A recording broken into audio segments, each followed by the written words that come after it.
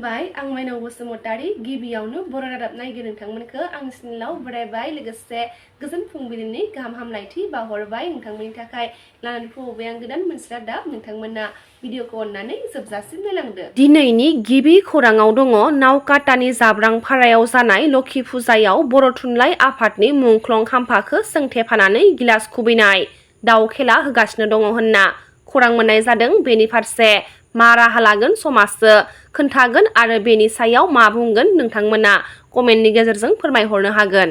उदालगुरि जिल्लानि सिङाव थानाय 1 नं आमगुरि गामिनि पुलिस बिफानाव खामानि मावनाय रनजित बर'आ न'फारसे फैबाय थानाय समावनो जिउ गोमादों होनना खौरां मोननाय जादों।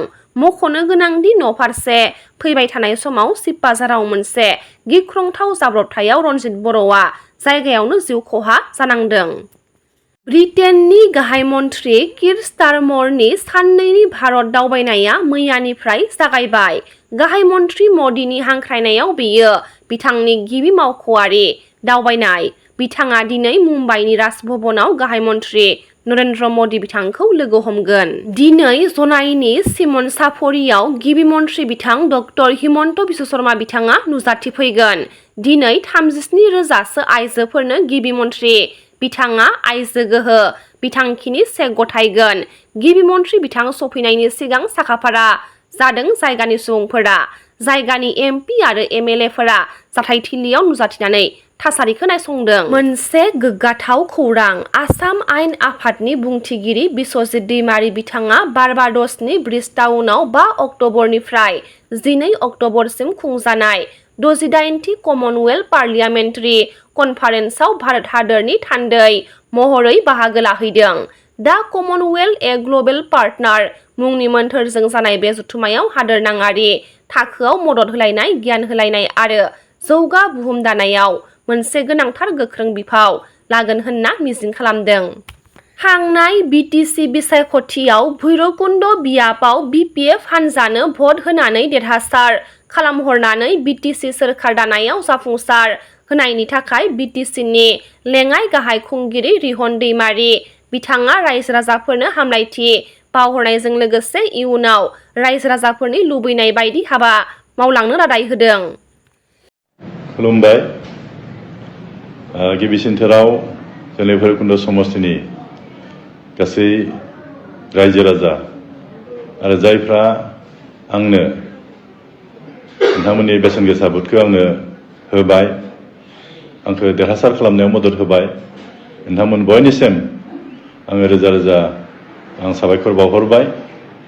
बिसायख'थि सिगाङावहाय गोबां बाथ्राफोर जों रायजो राजानो होबोदों आरो बे खोथा होनाय बाथ्राफोरखौ जोङो मावफुंसारनो थाखाय जोङो नाजागोन आरो नैबे बेलायाव नोंथांमोननि मदद, नोंथांमोननि सहजुगखौ नांगोन।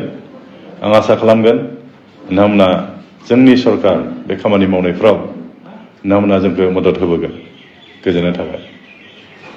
बिटिसि बिसायख'थियाव गोबां मासि देरहानानै सोरखार दानाय हाग्रामा महिलारि बिथाङा महाराष्ट्र, नेपाल आरो जम्मु काश्मीरावबो बड'लेण्ड गेस्ट हाउस बानायगोन होनना खौरां बिजोंनि गेजेरजों फोरमायथिदों। 2025 मायथाइनि 5थि बिटिसि बिसायख'थियाव जेननायनि उनाव शुकुर आलीआ खौरां बिजोंनि गेजेरजों माखासे बाथ्राखौ फोरमायथिदों आरो फैगौ समाव बिसायख'थि गेलेफिननो थियारि जानायखौ फोरमायनायखौ नुनो मोननाय जादों। মই বিটিসি নিৰ্বাচনত হাৰিছো, যদিও সুগৈলে হাৰিলেও কিন্তু হাৰ মনা নাই। এই কথাটো আপোনালোকৰ সকলোৱে মনত আছে যে সুগৈলে হাৰিলেও কিন্তু হাৰ মনা নাই, মই খেলুৱৈ হয়। গতিকে মই এইটো কৈছে সন্মুখত বিটিসি ইলেকশ্যন গুচি গ'ল, এতিয়া এছেম্বলি ইলেকশ্যন আছে। মই আপোনালোকে জানে মই যিহেতু খেলুৱৈ হয়, পৰ্বতজোৰাৰ কথা কৈছিলো যদিও পৰ্বতজোৰাটো আমি কনফিউজ হৈ আছো, কিন্তু মই প্ৰথম যদি খেলিব লাগে মই জালুকবাৰী সমষ্টিতেই প্ৰতিদ্বন্দ্বিতা কৰিম, এইটো স্পষ্ট কথা। আৰু এটা কথাই যে আমি আপোনালোকে মই এতিয়া জাননী দি থলো যে চুকুৱেলি আহি আছে।